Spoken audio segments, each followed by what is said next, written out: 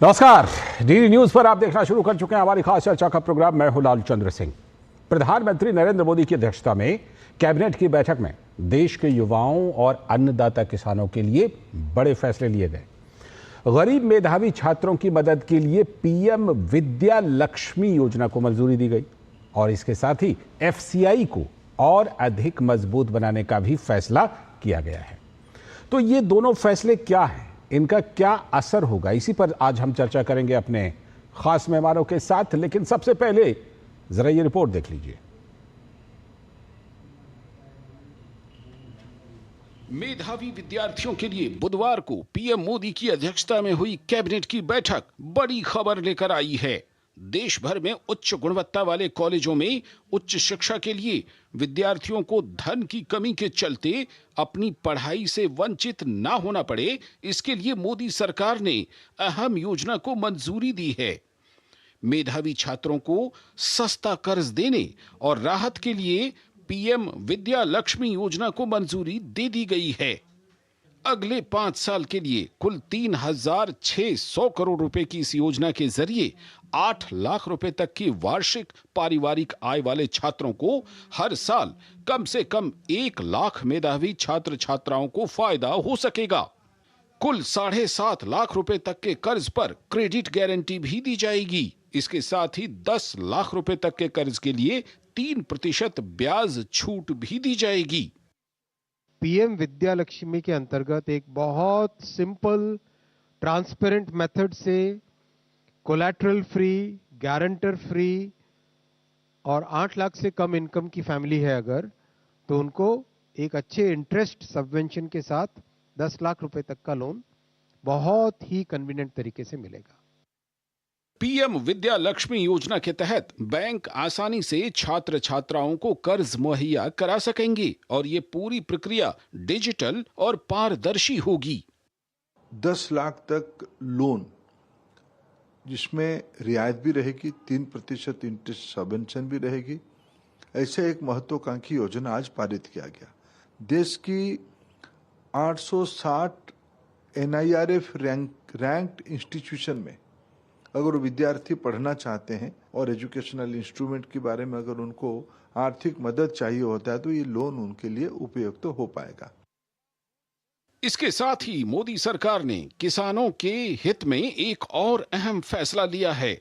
भारतीय खाद्य निगम यानी एफसीआई को और मजबूत बनाने के लिए इसके इक्विटी कैपिटल में 10,700 करोड़ रुपए और बढ़त करने का फैसला किया गया है। इससे एफसीआई की क्षमताओं में विस्तार होगा और अनाजों के बेहतर भंडारण में भी मदद मिलेगी। कैबिनेट ने फैसला लिया है कि fresh equity capital 10,700 crore rupees का एफसीआई में इन्फ्यूज किया जाएगा।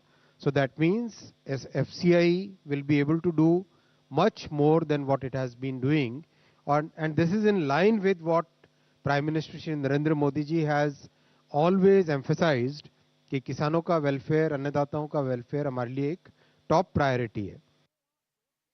गौरतलब है कि मोदी सरकार ने किसानों के हित में एक के बाद एक कई अहम फैसले लिए हैं। एक तरफ जहां रिकॉर्ड सरकारी खरीद हो रही है तो वहीं 80 करोड़ गरीबों को मुफ्त राशन भी दिया जा रहा है।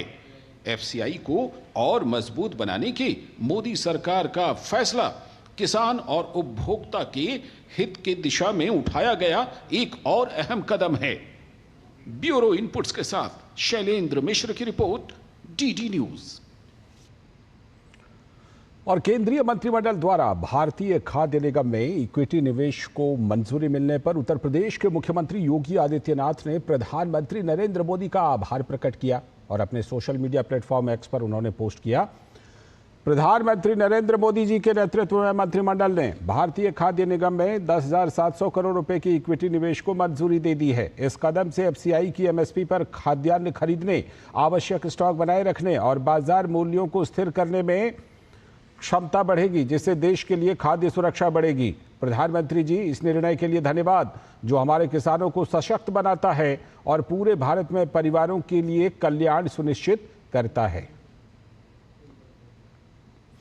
तो ये जो फैसला है, इसमें खासतौर पर जो एफसीआई को लेकर फैसला हुआ है, इसमें कृषि क्षेत्र को बढ़ावा देने और देश भर में जो अन्नदाता किसानों के कल्याण को सुनिश्चित करने के लिए कैबिनेट ने जो निर्णय लिया, इसकी मंजूरी को लेकर लोगों में भी खुशी का माहौल है। किसानों का मानना है कि प्रधानमंत्री के इस फैसले से किसानों का लाभ होगा और उनके कार्यों में विकास होगा, उन्हें ब्याज भी कम मिल लगेगा। इससे किसानों में खुशी है। इस फैसले के लिए प्रधानमंत्री और केंद्र सरकार को गोंडा के किसानों ने बधाई भी दी है। बहुत ही अच्छा निर्णय है, बहुत ही प्रभावी कदम है प्रधानमंत्री जी द्वारा जो लिया गया है। इससे किसानों में खुशहाली का माहौल है, ब्याज दर में कमी आएगी और बहुत ही सराहनीय निर्णय लिया है। इसके लिए मैं प्रधानमंत्री जी को हृदय से बधाई देना चाहूँगा और किसानों के हित में है यह फैसला। किसान इस निर्णय का स्वागत कर रहे हैं। प्रधानमंत्री जी ने 10,700 करोड़ का जो एक्टिविटी का फैसला लिया है, इस पर किसान बहुत खुश है और किसानों को मतलब काफ़ी लाभ मिलेगा। इसमें सब्सिडी में लाभ मिलेगा, उनको ब्याज दर कम देना पड़ेगा और जिससे मतलब उनकी मतलब प्रशंसा कर रहे हैं, उनको बधाई दे रहे हैं। इसके लिए लाभ जो मतलब किसानों को मिला है और किसानों में काफ़ी खुशी की लहर है। आज प्रधानमंत्री ने जो 10,700 करोड़ का किसानों के लिए जो निर्णय लिया है, किसानों में खुशी का लहर है। किसानों को बहुत फ़ायदा मिल रहा है। सब्सिडी में जो बढ़ोतरी हुई है उससे किसानों को बहुत फ़ायदा हुआ है। इसलिए हमारे प्रधानमंत्री का हमारे देश में जय जयकार हो रहा है और सभी किसानों को फ़ायदा भी मिल रहा है।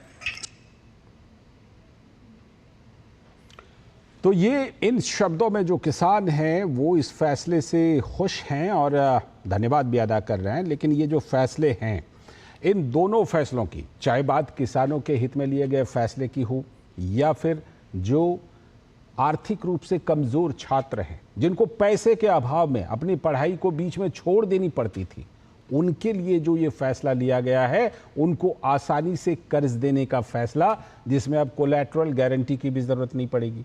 ये कितना अहम है युवाओं के लिए, खासतौर पर आर्थिक तौर पर कमज़ोर युवाओं के लिए, छात्रों के लिए उच्च शिक्षा ग्रहण करने के लिए।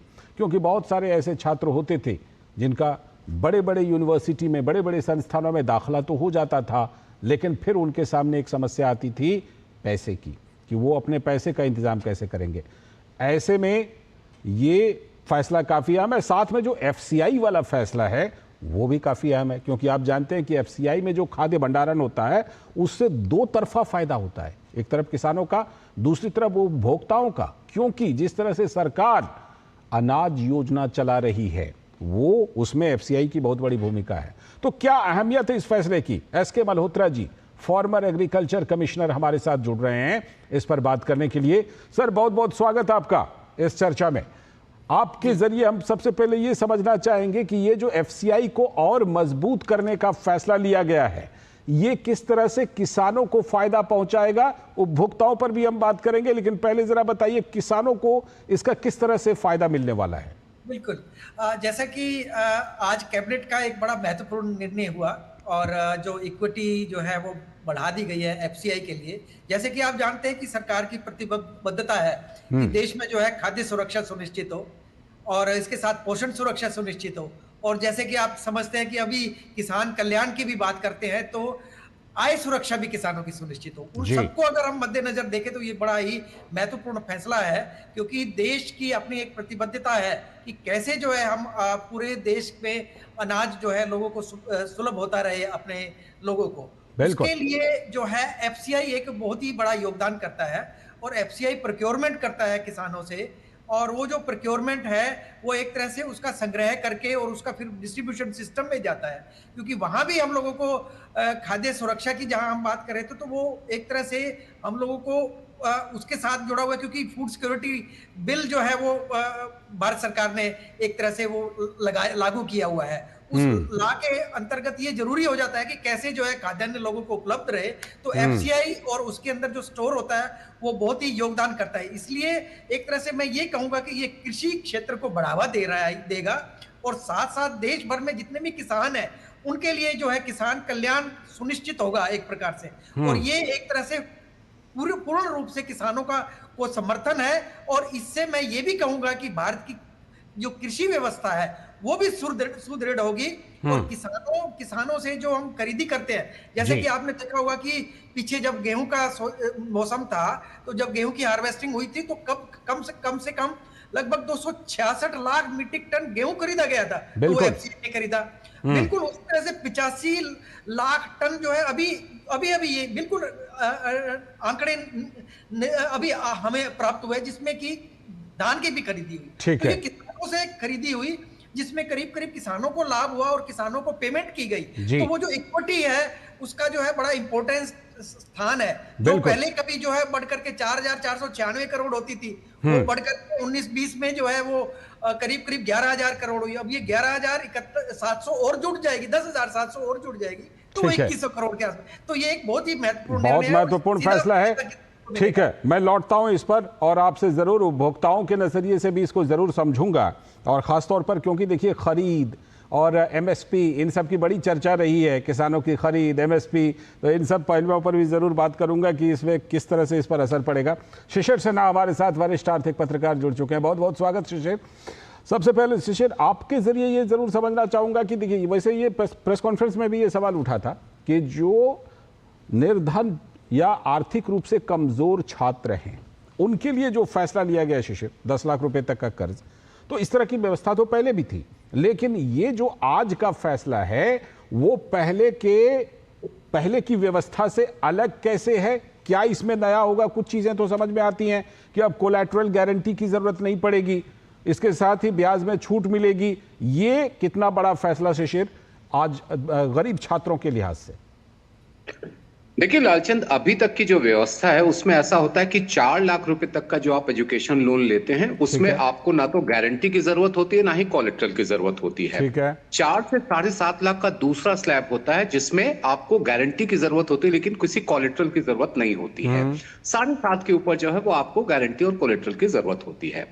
इसमें कोई इनकम को लेकर के, आय को लेकर के कोई अंतर नहीं किया जाता है। अब की व्यवस्था में क्या किया गया है कि 10 लाख रुपए तक का लोन जो होगा वो कोलेटरल फ्री और गारंटी फ्री, यानी कि जो पहले 4 लाख रुपए तक की व्यवस्था थी वो अब उसे बढ़ा करके 10 लाख रुपए कर दिया गया। पहला तो अंतर ये हुआ। ठीक है। दूसरा अंतर ये है कि 7.5 लाख रुपए तक का जो लोन होगा वो आपका क्रेडिट गारंटी फंड के जरिए होगा, यानी कि बैंकों के लिए सहूलियत ये हो जाएगी कि अगर कोई भी डिफॉल्टर होता है तो उससे उनको डूबने का खतरा नहीं होगा, उनको उसका पैसा मिल जाएगा।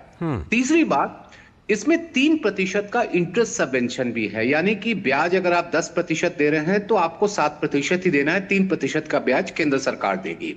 चौथी बात यह है कि ये जो काफी महत्वपूर्ण है कि इस पूरी व्यवस्था का फायदा उन परिवारों को मिलेगा जिनकी सालाना आय 8 लाख रुपए या उससे कम है। उससे ज्यादा वाले के लिए जो सामान्य व्यवस्था 4 लाख 7.5 लाख की होती है वो चलती रहेगी। तो पूरी व्यवस्था का सबसे बड़ा महत्वपूर्ण पहलू यह है कि जो एक मध्यम वर्गीय परिवार है जो कि किसी न किसी वजह से कर्ज लेने की स्थिति में नहीं होता, या फिर ये भी होता है कि जब आप कर्ज लेने जाते हैं और आप 4 लाख से ज्यादा का ले रहे हैं तो आपका जो सिबिल स्कोर है, यानी कि आप यदि मान लीजिए कि हम आप जैसे पिता के उम्र में हैं तो हमारे बच्चे के लिए अगर लोन लेना तो मेरा सिबिल स्कोर बहुत ही इंपॉर्टेंट होता है। अब ये सारी चीजें खत्म हो जाएंगी। वहां पर ये महत्वपूर्ण है कि आप एक ऐसे परिवार से हैं जिनकी आय 8 लाख रुपए तक की है तो आपको ये 10 लाख रुपए तक का जो है वो माफ कीजिएगा, ये जो लोन की जो व्यवस्था है 10 लाख रुपए तक का वो मिल पाएगा।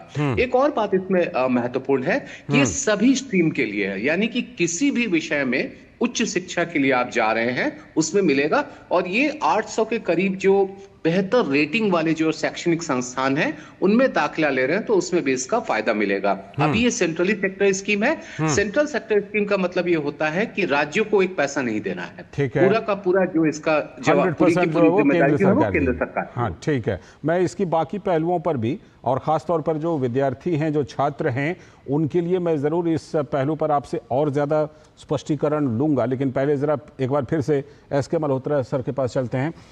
एस.के. मल्होत्रा सर, जो ये फैसला एफसीआई वाला है, इसमें जैसा कि मैं पहले भी बोल रहा था कि बड़ी चर्चा इन दिनों हुई कि भाई एमएसपी होनी चाहिए, खरीद ज़्यादा से ज़्यादा होनी चाहिए, लेकिन जब एफसीआई में इस तरह से करीब 11,000 करोड़ मान लेते हैं, 10,700 करोड़ रहे तो 11,000 माना जा सकता है, 11,000 करोड़ रुपये की जो इक्विटी को मंजूरी दी गई है, इससे एफसीआई की क्षमता बढ़ेगी।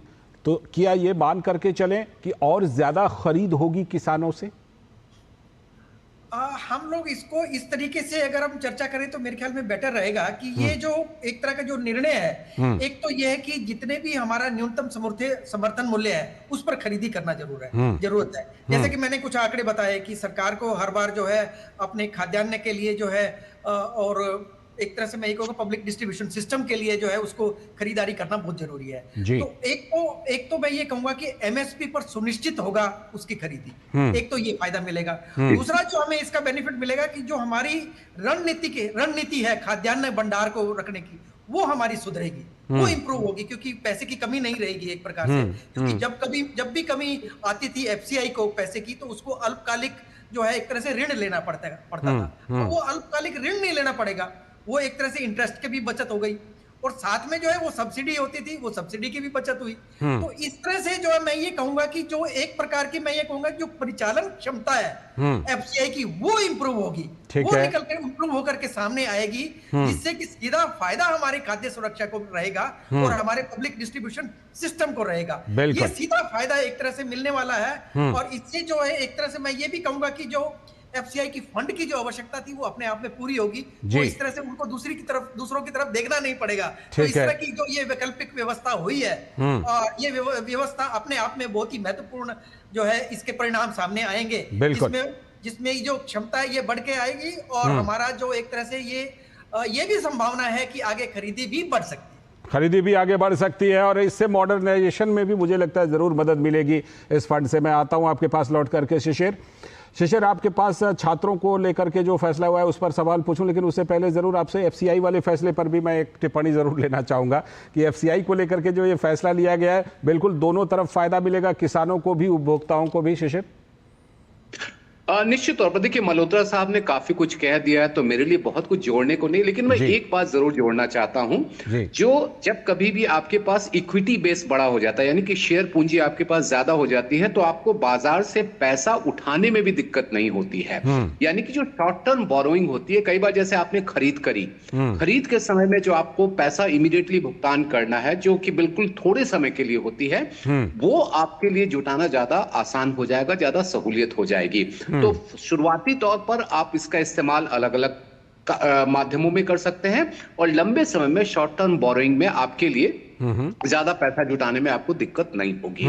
तो मुझे लगता है कि इसका एक सबसे बड़ा फायदा यह होगा कि एफसीआई खरीद ज्यादा कर पाएगा। देखिए, एफसीआई की खरीद को बढ़ाने के लिए केवल पूंजी की जरूरत नहीं है, बल्कि पूंजी का इस्तेमाल करके भंडारण क्षमता को और बढ़ाने की जरूरत है। और ये बात हम सभी सहमत हैं कि हमारे देश में भंडारण क्षमता जो है वो भी जरूरत के हिसाब से थोड़ी कम है। तो वो यदि बेहतर होगी तो निश्चित तौर पर इसका फायदा किसानों को भी मिलेगा, और सरकार जो 80 करोड़ जो परिवारों के लिए, माफ कीजिएगा, व्यक्तियों के लिए जो मुफ्त अनाज की बात होती है, उसके लिए भी पर्याप्त मात्रा में आपके पास अनाज जो है वो उपलब्ध होगा। छात्रों वाले पर आते हैं। आपने जैसे पिछली बातचीत में कहा कि जो सब सब्जेक्ट के लिए मिलेगा, मान के चला कि जैसे कि मान लीजिए सिर्फ प्रोफेशनल कोर्स नहीं, बल्कि अगर कोई साधारण कोर्स भी, जैसे मान लीजिए कोई मास्टर्स कर रहा है या कोई ग्रेजुएशन कर रहा है, उसमें भी अगर उसको बड़े संस्थानों में पढ़ने के लिए पैसे की जरूरत है, तो उसको इसका लाभ मिल पाएगा क्या? बिल्कुल मिल पाए जी। हाँ, मेरी आवाज आ रही है? बिल्कुल आ रही है।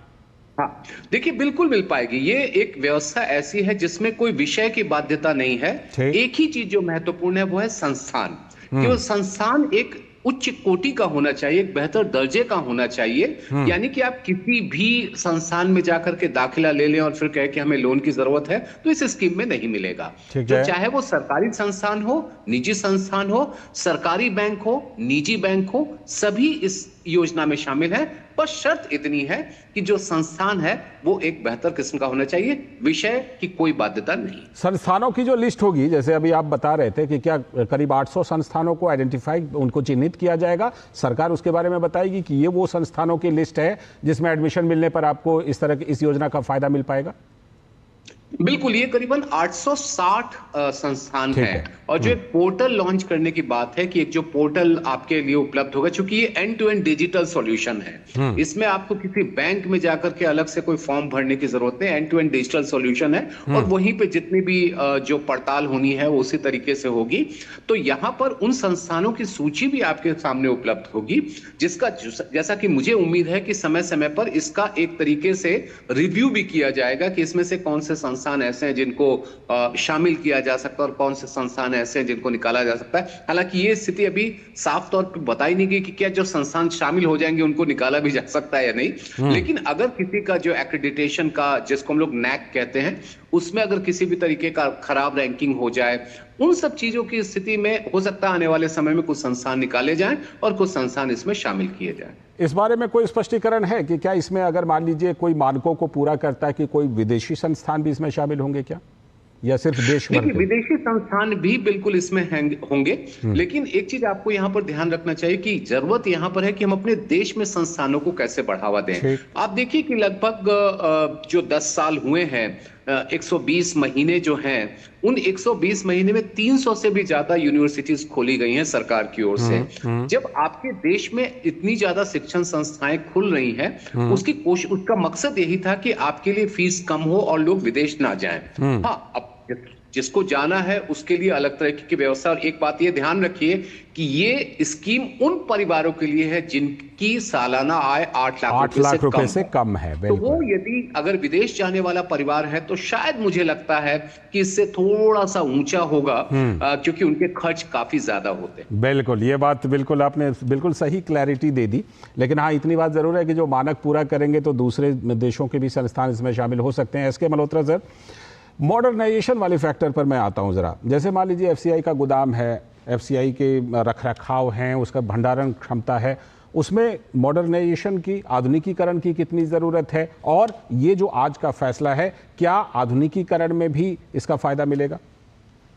हाँ, बिल्कुल इसका फायदा आधुनिकीकरण में भी मिलेगा, क्योंकि कई बार हम लोगों के पास ऐसी रिपोर्ट्स भी आती हैं कि खाद्यान्न जो है सही तरह से अगर उसका भंडारण नहीं हो पाता तो उसमें कहीं कहीं नुकसान भी हो जाता है, कहीं विपरीत मौसम हो या कहीं लीकेज से पानी और उससे, तो उस तरह से जो है एक तरह से मैं ये कहूंगा कि जो खाद्यान्न की व्यवस्था है वो मजबूत होगी। वो मजबूत होगी तो हम लंबे समय तक जो है खाद्यान्न को जो है स्टोर कर पाएंगे। लेकिन ऐसी कई आधुनिक पद्धतियां आ गई हैं जिसमें जो है हम लोग उसको लंबे समय तक स्टोर कर सकते हैं, और इस तरह कई व्यवस्थाओं का इंतजाम इस तरह का किया भी गया है, कई जगह प्रमाणिक रूप से किया गया, और वो जो प्रमाण हुए हैं उसमें बड़े अच्छे सिद्ध हुए हैं, और लंबे काल तक जो है उसको हम लोग जो है मैं ये कहूंगा कि खाद्यान्न को सुरक्षित रखा जा सकता है। बिल्कुल। तो इसका सीधा जो मतलब है वो सार्वजनिक वितरण प्रणाली से भी है। वो उसी तरह से जो एक तरह से मैं कहूंगा कि जो सार्वजनिक वितरण प्रणाली है उसका जो खाद्यान्न का एक निरंतर प्रवाह है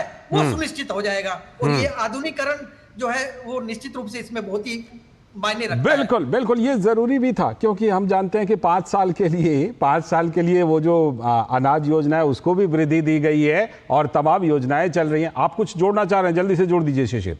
हाँ, नहीं लालचंद जी, बस एक बात, अभी मुझे जस्ट एक मैसेज मिला है जिसमें ये कहा गया कि ये जो योजना है वो केवल घरेलू शैक्षणिक संस्थानों के लिए है। तो ये स्पष्टीकरण होना जरूरी है। NIRF के रैंकिंग होगा उसके हिसाब से। ये अच्छा हुआ, मतलब जिसे कहते हैं ना, बिल्कुल साफ साफ तस्वीर हमारे दर्शकों तक, छात्रों तक जाना। बहुत बहुत शुक्रिया शिशिर सिन्हा जुड़ने के लिए, साथ में एसके मल्होत्रा सर आपका भी जुड़ने के लिए बहुत बहुत शुक्रिया इस चर्चा में। तो आज की चर्चा में हमने कैबिनेट के 2 बड़े फैसलों पर बात की। एक बड़ा फैसला अन्नदाता किसानों के लिए, और दूसरा बड़ा फैसला खास तौर पर जो आर्थिक रूप से कमजोर छात्र हैं उनके लिए। इस चर्चा में इतना ही। नमस्कार।